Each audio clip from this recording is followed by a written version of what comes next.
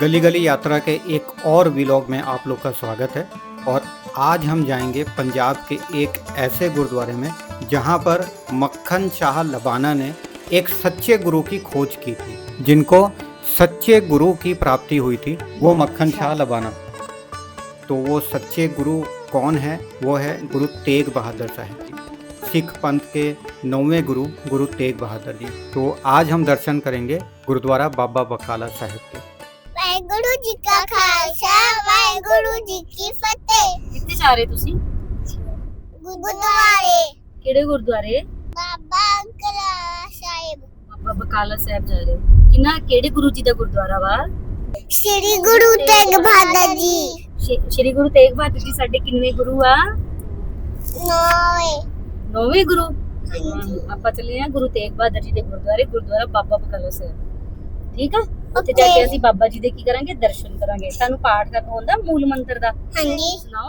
ਏਕੰਕਾਰ ਸਤਨਾਮ ਕਰਤਾ ਪੁਰਖ ਨਿਰਵਾਣ ਨਿਰਵੈਰ ਉਕਾਰ ਮੂਰਤ ਜੁਨੀ ਸਪੰਗ गुरु प्रसाद जप आ सच जुगाड़ सच हैप्पी सच नानक होशी भी सच। वाहेगुरु जी का खालसा वाहेगुरु जी की फतेह। भोले सोने सत श्री अकाल। ਅਸੀਂ ਪਹੁੰਚ ਚੁੱਕੇ ਹਾਂ ਗੁਰਦੁਆਰਾ ਬਾਬਾ ਬਕਾਲਾ ਸਾਹਿਬ। ਸਭ ਤੋਂ ਪਹਿਲਾਂ ਅਤੇ ਜੋੜੇ ਘਰ ਜਾ ਕੇ ਅਸੀਂ ਆਪਣੇ ਜੋੜੇ ਜਮ੍ਹਾਂ ਕਰਾਏ ਅਤੇ ਉਸ ਤੋਂ ਬਾਅਦ ਅਸੀਂ ਗੁਰੂ ਜੀ ਦੇ ਦਰਸ਼ਨ ਕਰਨ ਵਾਸਤੇ ਅੱਗੇ ਵਧ ਗਏ।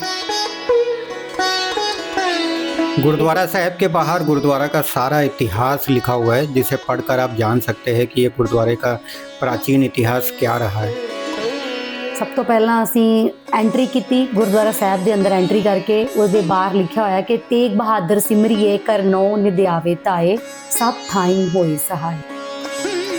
ਇਹ ਗੁਰਦੁਆਰਾ ਸਾਹਿਬ ਗੁਰੂ ਤੇਗ ਬਹਾਦਰ ਜੀ ਜਿਹੜੇ ਕਿ ਸਿੱਖਾਂ ਦੇ 9ਵੇਂ ਗੁਰੂ ਆ, ਉਹਨਾਂ ਦੀ ਯਾਦ ਵਿੱਚ ਬਣਾਇਆ ਗਿਆ ਹੈ, ਕਿਉਂਕਿ ਉਹਨਾਂ ਨੇ ਇਸ ਸਥਾਨ ਤੇ ਮੱਖਣ ਸ਼ਾਹ ਲੁਬਾਣਾ ਨੇ ਗੁਰੂ ਤੇਗ ਬਹਾਦਰ ਮਤਲਬ ਕਿ ਸੱਚੇ ਗੁਰੂ ਦੀ ਖੋਜ ਉਹਨਾਂ ਨੇ ਇਸੇ ਸਥਾਨ ਤੇ ਕੀਤੀ ਸੀ। बहुत ही पवित्र स्थान है।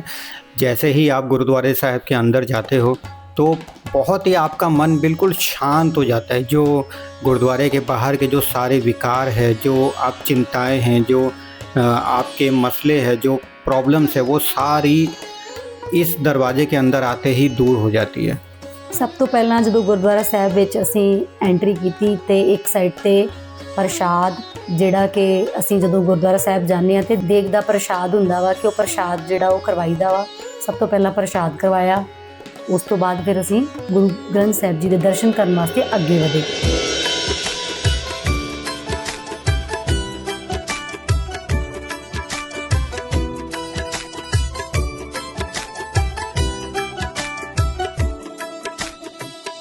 ਕੋਈ ਮਜਬੂਰੀ ਸਾਨੂੰ ਰਾਤਾਂ ਨੂੰ ਜਗਾਵੇ ਨਾ, ਸੁਖੀ ਵਸਾਂ ਪਰ ਬਹੁਤਾ ਲਾਲਚ ਵੀ ਆਵੇ ਨਾ, ਸੁਖੀ ਵਸਾਂ ਪਰ ਬਹੁਤਾ ਲਾਲਚ ਵੀ ਆਵੇ ਨਾ, ਜ਼ਖਮਾਂ ਦੀ ਚੀਸ ਦਾਤਿਆ ਇਵੇਂ ਹੱਸ ਕੇ ਸਿਖਾ ਦੇ ਸਾਨੂੰ ਸਹਿਣਾ, ਲੇਖਾਂ ਵਿੱਚ ਲਿਖ ਦੇ ਮੇਰੇ ਪਾਣਾ ਮੰਨ ਕੇ ਰਜ਼ਾ ਦੇ ਵਿੱਚ ਰਹਿਣਾ, ਲੇਖਾਂ ਵਿੱਚ ਲਿਖ ਦੇ ਮੇਰੇ ਪਾਣਾ ਮੰਨ ਕੇ ਰਜ਼ਾ ਦੇ ਵਿੱਚ ਰਹਿਣਾ।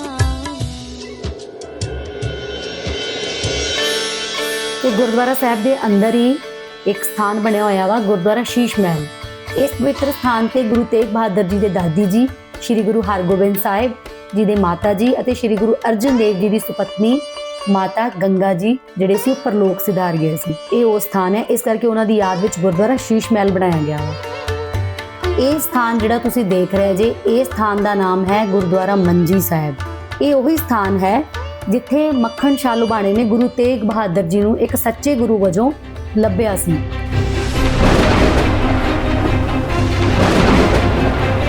ਤੇ ਮੱਖਣ ਸ਼ਾਹ ਜਿਹੜਾ ਲੁਬਾਣਾ ਸੀ ਉਹ ਕੋਈ ਵਪਾਰ ਕਰਕੇ ਵਾਪਸ ਆ ਰਿਹਾ ਸੀ ਤੇ ਕੀ ਹੋਇਆ ਕਿ ਉਸ ਦਿਨ ਇੰਨਾ ਝੱਖੜ ਤੂਫਾਨ ਹਨੇਰੀ ਹੋ ਗਈ ਕਿ ਉਹਦਾ ਜਿਹੜਾ ਬੇੜਾ ਵਾ ਉਹ ਡੋਲਣ ਲੱਗ ਪਿਆ ਤੇ ਉਹ ਬਹੁਤ ਜ਼ਿਆਦਾ ਘਬਰਾ ਗਿਆ। ਮਤਲਬ ਕਿ ਉਹਦੀ ਹਾਲਤ ਇਸ ਤਰ੍ਹਾਂ ਦੀ ਸੀ ਕਿ ਉਹਦਾ ਬੇੜਾ ਡੁੱਬ ਗਿਆ ਤੇ ਉਹ ਗਿਆ। ਮੱਖਣ ਸ਼ਾਹ ਲੁਬਾਣੇ ਨੇ ਗੁਰੂ ਸਾਹਿਬ ਦੇ ਅੱਗੇ ਅਰਦਾਸ ਕੀਤੀ। ਉਸਨੇ ਅਰਦਾਸ ਵਿੱਚ ਕਿਹਾ ਕਿ ਹੇ ਸੱਚੇ ਪਾਤਸ਼ਾਹ, ਮੈਨੂੰ ਇਹ ਨਹੀਂ ਪਤਾ ਕਿ ਤੂੰ ਕਿੱਥੇ ਆ, ਮੈਂ ਨਹੀਂ ਵੇਖਿਆ ਤੈਨੂੰ, ਪਰ ਮੈਂ ਇੱਕ ਸੱਚੇ ਮਨ ਦੇ ਨਾਲ ਤੇਰੇ ਅੱਗੇ ਅਰਦਾਸ ਕਰਦਾ ਹਾਂ ਕਿ ਮੇਰੇ ਅੱਜ ਡੁੱਬਦੇ ਹੋਏ ਬੇੜੇ ਨੂੰ ਪਾਰ ਲਗਾ ਦਿਓ। ਮੈਂ ਆ ਕੇ 500 ਮੋਹਰਾਂ ਜਿਹੜੀਆਂ ਵਾ ਉਹ ਚੜਾਉਂਗਾ।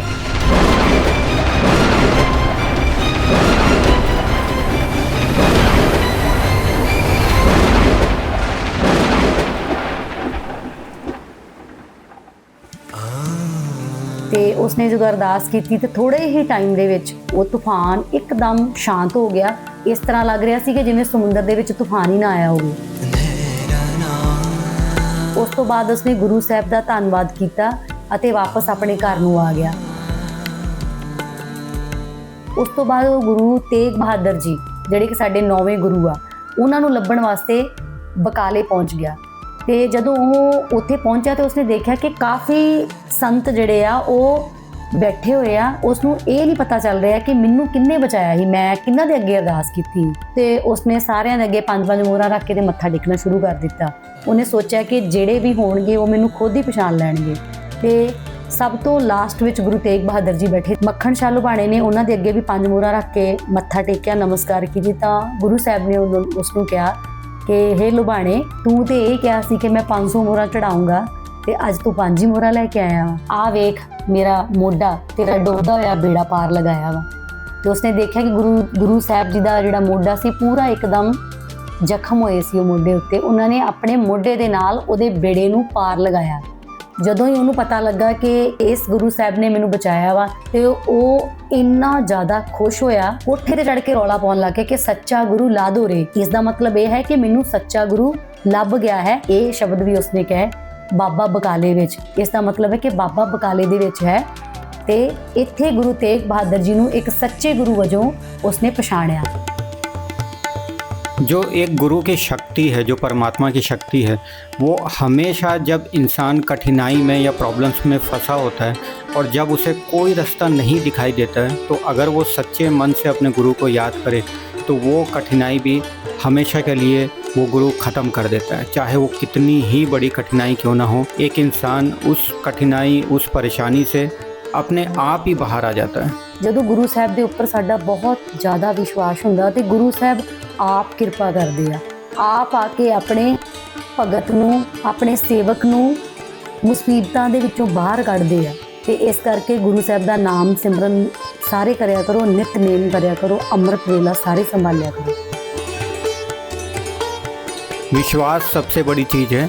अगर आपको किसी के ऊपर विश्वास है, अपने गुरु के ऊपर विश्वास है, तो विश्वास में रहकर उसकी भक्ति करो और ज़रूर आपको इसका एक पॉजिटिव रिज़ल्ट जल्द ही सामने आएगा। ਇਸ ਸਥਾਨ ਦੇ ਵਿੱਚ ਇੱਕ ਭੋਰਾ ਸਾਹਿਬ ਬਣਿਆ ਹੋਇਆ ਹੈ ਤੇ ਭੋਰੇ ਸਾਹਿਬ ਦੇ ਵਿੱਚ ਗੁਰੂ ਤੇਗ ਬਹਾਦਰ ਜੀ ਨੇ 26 ਸਾਲ 9 ਮਹੀਨੇ ਅਤੇ 13 ਦਿਨ ਭਗਤੀ ਕੀਤੀ।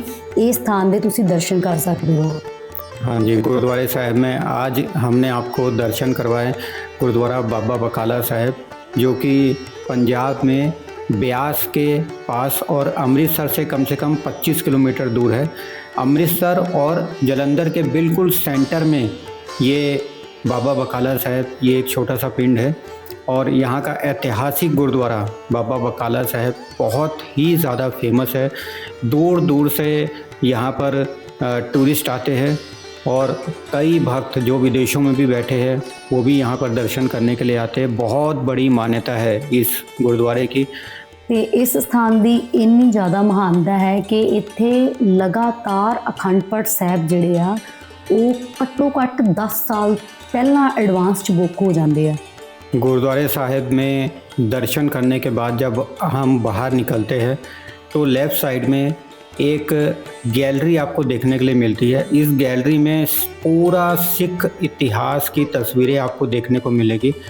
जिसमें सिख इतिहास की जितनी आज तक कुर्बानियाँ हुई है, और इसके अलावा जो 10वें गुरु गोविंद सिंह जी ने जो हुक्मनामे दिए थे, वो सारा यहाँ पर सारा कुछ आपको एक पिक्चर के रूप में दिखाया गया है। सारा इतिहास, सिख हिस्ट्री आपको यहाँ पर देखने के लिए मिलेगी। ਇਸ ਤੋਂ ਇਲਾਵਾ ਇੱਥੇ ਕਲਯੁਗ ਦੇ ਜਾਲ ਨੂੰ ਦਿਖਾਇਆ ਗਿਆ ਕਿ ਕਲਯੁਗ ਕਿਸ ਤਰ੍ਹਾਂ ਇੱਕ ਮਨੁੱਖ ਦੇ ਉੱਪਰ ਆਪਣਾ ਜਾਲ ਫੈਲਾ ਦਿੰਦਾ ਵਾ, ਮਾਇਆ ਦਾ ਜਾਲ ਫੈਲਾ ਦਿੰਦਾ ਵਾ। ਪਰ ਜਿਹੜਾ ਮਨੁੱਖ ਸਦਾ ਉਸ ਪਰਮਾਤਮਾ ਦੀ ਭਗਤੀ ਦੇ ਵਿੱਚ ਲੀਨ ਰਹਿੰਦਾ ਵਾ, ਸੱਚੇ ਕਰਮ ਕਰਦਾ ਵਾ ਤੇ ਹਮੇਸ਼ਾ ਉਸ ਪਰਮਾਤਮਾ ਦਾ ਸ਼ੁਕਰੀਆ ਅਦਾ ਕਰਦਾ ਹਰ ਟਾਈਮ ਤੇ, ਭਾਵੇਂ ਉਹ ਦੁੱਖ ਹੋਵੇ ਭਾਵੇਂ ਸੁੱਖ ਹੋਵੇ, ਪਰਮਾਤਮਾ ਜਿਹੜਾ ਵਾ ਉਹਨੂੰ ਇਸ ਮਾਇਆ ਦੇ ਜਾਲ ਦੇ ਵਿੱਚੋਂ, ਇਸ ਕਲਯੁਗ ਦੇ ਜਾਲ ਤੋਂ ਬਾਹਰ ਕੱਢ ਦਿੰਦਾ। ਇਹ ਹੈ ਪਾਪਾਂ ਦੀ ਪੰਡ ਕਿ ਮਨੁੱਖ ਵੇਖੋ ਕਿੰਨਾ ਚੁਗਲੀ, ਨਿੰਦਿਆ, ਸ਼ਰਾਬ, ਲੋਭ, ਮੋਹ, ਹੰਕਾਰ ਕਰਦਾ ਵਾ ਤੇ ਅੰਤ ਵਿੱਚ ਉਹਦਾ ਵੇਖੋ ਕੀ ਹਾਲ ਹੁੰਦਾ ਕਿ ਪ੍ਰਾਣੀ ਰਾਮ ਨਾ ਚੇਤਈ ਮਦ ਮਾਇਆ ਕੇ ਅੰਧ, ਕਹੋ ਨਾਨਕ ਹਰ ਭਜਨ ਬਿਨ ਪਰਤ ਤਾਹੇ ਜਮ ਪੰਧ। ਇਹ ਰਿਸ਼ਵਤ ਦਾ ਦੱਸਿਆ ਗਿਆ ਕਿ ਜੇ ਅਸੀਂ ਘੱਟ ਤੋਲਦੇ, ਘੱਟ ਨਾਪਦੇ ਹਾਂ ਤੇ ਫਿਰ ਅੱਗੇ ਰਿਸ਼ਤੇਦਾਰ ਆ, ਪਰਿਵਾਰ ਆ, ਦਿਖਾਇਆ ਗਿਆ ਮਿੱਤਰ, ਸਾਰੇ ਇਕੱਠੇ ਹੁੰਦੇ ਆ, ਪਹਿਲਾਂ ਸਭ ਕੁਝ ਫੰਕਸ਼ਨ ਇਕੱਠੇ ਕਰਦੇ ਆ, ਉਸ ਤੋਂ ਬਾਅਦ ਹੌਲੀ ਹੌਲੀ ਹੌਲੀ ਜਦੋਂ ਬੰਦਾ ਬਜ਼ੁਰਗ ਹੋ ਜਾਂਦਾ ਤੇ ਵੇਖੋ ਉਹ ਇਕੱਲਾ ਹੀ ਦਿਖਾਈ ਦੇ ਰਿਹਾ ਵਾ। ਇਹ ਗੁਰੂ ਗੋਬਿੰਦ ਸਿੰਘ ਜੀ ਨੇ ਸਾਨੂੰ 52 ਹੁਕਮ ਦਿੱਤੇ ਹੋਏ ਆ। ਸਿੱਖਾਂ ਨੂੰ ਇਹਨਾਂ 52 ਹੁਕਮਾਂ ਦੀ ਪਾਲਣਾ ਕਰਨੀ ਚਾਹੀਦੀ ਆ ਜੇਕਰ ਉਹ पक्का सीखा थे। तो हम ये आशा करते हैं कि ये जो व्लॉग है, ये जो इतिहास है आज के गुरुद्वारे का, ये आप लोग सब लोगों ने दिल से सुना होगा। इस गुरुद्वारे का इतिहास सुन के सानू ये पता लगता वा कि एक सच्चे गुरु के उपर, एक सिख दी अपने गुरु के उपर शरधा बहुत होनी चाहिए है। जेकर उहदी शरधा अटुट आ, उहदा भरोसा अपने गुरु के उपर पूरा वा, फिर भावें वो बल की अग विच भी क्यों ना बैठा होवे, वो परमात्मा जिहड़ा वा, ਜਿਹੜਾ ਉਹਦਾ ਗੁਰੂ ਆ, ਉਹਨੂੰ ਉਸ ਅੱਗ ਦੇ ਵਿੱਚੋਂ ਵੀ ਬਾਹਰ ਲੈ ਕੇ ਆ ਜਾਂਦਾ ਤੇ ਉਹਦਾ ਵਾਲ ਵੀ ਵਿੰਗਾ ਨਹੀਂ ਹੋਣ ਦਿੰਦਾ। ਤੇ ਇਸ ਕਰਕੇ ਅਸੀਂ ਸਾਰਿਆਂ ਨੂੰ ਇੱਕ ਰਿਕੁਐਸਟ ਕਰਦੇ ਹਾਂ ਕਿ ਉਹ ਗੁਰੂ ਸਾਹਿਬ ਦਾ ਪੱਲਾ ਜ਼ਰੂਰ ਫੜ ਲਓ, ਨਿਤਨੇਮ ਦਾ ਟਾਈਮ ਸੰਭਾਲੋ, ਅੰਮ੍ਰਿਤ ਵੇਲੇ ਦਾ ਟਾਈਮ ਸੰਭਾਲੋ। ਇਸ ਤੋਂ ਵੱਡੀ ਹੋਰ ਕੋਈ ਵੀ ਸ਼ਕਤੀ ਨਹੀਂ ਆ। ਜੇਕਰ ਤੁਸੀਂ ਇਹ ਟਾਈਮ ਨੂੰ ਸੰਭਾਲ ਲਿਆ ਤੇ ਜ਼ਿੰਦਗੀ ਦੇ ਵਿੱਚ ਤੁਸੀਂ ਸਾਰੀਆਂ ਜਿਹੜੀਆਂ ਆਪਣੀਆਂ ਮੁਸੀਬਤਾਂ ਵਾ ਉਹਨਾਂ ਤੋਂ ਪਰੇ ਹਟ ਜਾਓਗੇ ਤੇ ਗੁਰੂ ਦਾ ਪੱਲਾ ਫੜ ਲਓਗੇ। ਤੇ ਸਾਡੀਆਂ ਇਹ ਬੇਨਤੀਆਂ ਨੂੰ ਪ੍ਰਵਾਨ ਕਰਿਓ ਅਤੇ ਸਾਡੇ ਚੈਨਲ ਦੇ ਨਾਲ, ਗਲੀ ਗਲੀ ਯਾਤਰਾ ਦੇ ਨਾਲ ਇਸੇ ਤਰ੍ਹਾਂ ਹੀ ਬਣੇ ਰਹੋ ਅਤੇ ਇੱਕ ਹੋਰ ਨਵੇਂ ਵਲੌਗ ਦੇ ਨਾਲ ਅਸੀਂ ਤੁਹਾਡੇ ਸਾਹਮਣੇ ਫਿਰ ਤੋਂ ਹਾਜ਼ਰ ਹੋਵਾਂਗੇ। ਤੇ ਸਾਰਿਆਂ ਦਾ ਧੰਨਵਾਦ। ਲਾਈਕ, ਸ਼ੇਅਰ ਤੇ ਸਬਸਕ੍ਰਾਈਬ ਚੈਨਲ ਨੂੰ ਜ਼ਰੂਰ ਕਰਿਓ। ਵਾਹਿਗੁਰੂ ਜੀ ਕਾ ਖਾਲਸਾ, ਵਾਹਿਗੁਰੂ ਜੀ ਕੀ ਫਤਿਹ। ਉਚਾਦਰ ਬਾਬੇ ਨਾਨਕ ਦਾ, ਉਚਾਦਰ ਬਾਬੇ ਨਾਨਕ ਦਾ, ਮੈਂ ਸ਼ੂਬਾ ਸੁਣ ਕੇ ਆਇਆ। ਚਾਦਰ ਬਾਬੇ ਨਾਨਕ ਦਾ, ਉਚਾਦਰ ਬਾਬੇ ਨਾਨਕ ਦਾ, ਸਤਨਾਮ ਸਤਨਾਮ ਸਤਨਾਮ ਜੀ, ਵਾਹਿਗੁਰੂ ਵਾਹਿਗੁਰੂ ਵਾਹਿਗੁਰੂ ਜੀ, ਸਤਨਾਮ ਸਤਨਾਮ ਸਤਨਾਮ ਜੀ, ਵਾਹਿਗੁਰੂ ਵਾਹਿਗੁਰੂ ਵਾਹਿਗੁਰੂ ਜੀ। ਆਏ ਮਨ ਪਾਇੰਦ ਸੁਆਮੀ, ਉੱਚੇ ਪਾਇੰਦ ਸੁਆਮੀ, ਦੋਨਤ ਲੈਣੇ ਤੇਰੇ, ਉਹ ਚਾਦਰ ਬਾਬੇ ਨਾਨਕ ਦਾ, ਚਾਦਰ ਬਾਬੇ ਨਾਨਕ ਦਾ, ਸਤਨਾਮ ਸੁਣ ਕੇ ਆਇਆ। ਚਾਦਰ ਬਾਬੇ ਨਾਨਕ ਦਾ, ਚਾਦਰ ਬਾਬੇ ਨਾਨਕ ਦਾ। ਵਾਹਿਗੁਰੂ ਜੀ ਕੀ ਫਤਿਹ।